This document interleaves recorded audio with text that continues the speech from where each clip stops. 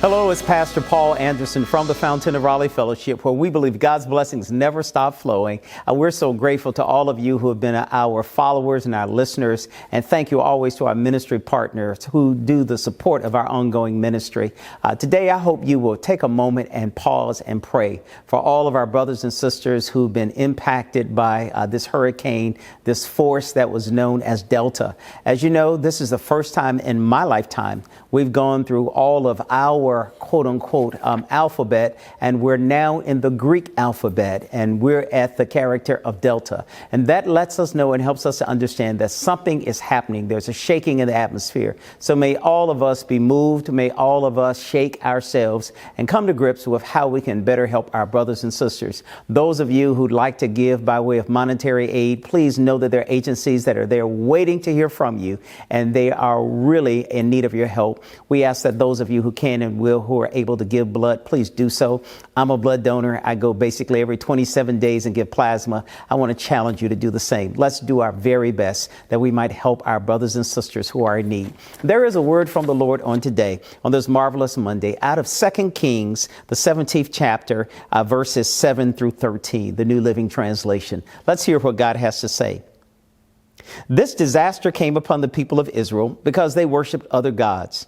They sinned against the Lord their God, who brought them safely out of Egypt and had rescued them from the power of Pharaoh, the king of Egypt. They followed the practices of pagan nations the Lord had driven from the land ahead of them, as well as the practices of kings of Israel had introduced to them. The people of Israel also secretly done many things that were not pleasing to the Lord their God. They built pagan shrines for themselves in all their towns, from the smallest outpost to the largest walled city. They had set up sacred pillars to Ashtoreth poles, and at the top of every hill under every green tree. They offered sacrifices on the hilltops, just like the nations the Lord had driven from ahead of them. So the people of Israel had done many evil things, arousing the Lord's anger. Yes, they worship idols, despite the Lord's specific and repeated warnings. Again and again, the Lord had sent his prophets and seers to warn both Israel and Judah, turn from your evil ways, obey my commandments and decrees, the entire law that I commanded your ancestors that I give to you through my servants and prophets. The word of God for the people of God. Thanks be unto God. What a powerful message we hear today. It's a message that speaks to all of us, and it reminds us all that God is speaking to us. God is warning us. As he warned them before, don't worship idols. We live in a day and a time that many of us, we have spent more time worshiping idols in our very own way in which we have done it, more so than maybe those who were before us. When we begin to talk about worshiping idols, those of us who are sports enthusiasts, we must ask ourselves the question, have we spent more time in worship on Sundays and Saturdays and Thursdays and Monday nights and Tuesdays and Wednesdays than we have in our time of worship, our time of Bible study? Whatever we spend the most amount of time doing, that really is our idol. That's what we are worshiping.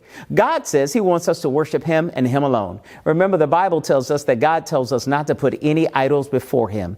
We must always put God first, because the consequences, when we put idols before God, those idols bring destruction upon our land and upon our very own beings, as well as our offsprings. I hope today that you and I will begin to think about, and we will hear the warning. The warning comes clearly from God, then it comes clearly to us from God today. We should not worship idols, but let's worship God alone, because God alone is worthy of praise. May God bless you and heaven smile upon you. I'll look forward to seeing you on Tuesday. To sow a seed to the Fountain of Raleigh Fellowship, visit our newly redesigned website, thefountainofraleigh.org, and select Sow a Seed from the homepage.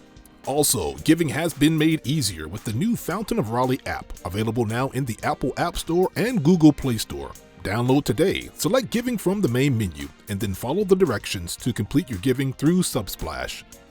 Thank you so very much for your prayerful support and all the things that we have done in ministry to help so many others. We thank you so very much for your generous support in times past, and we thank you for your present support and what you will do in the future.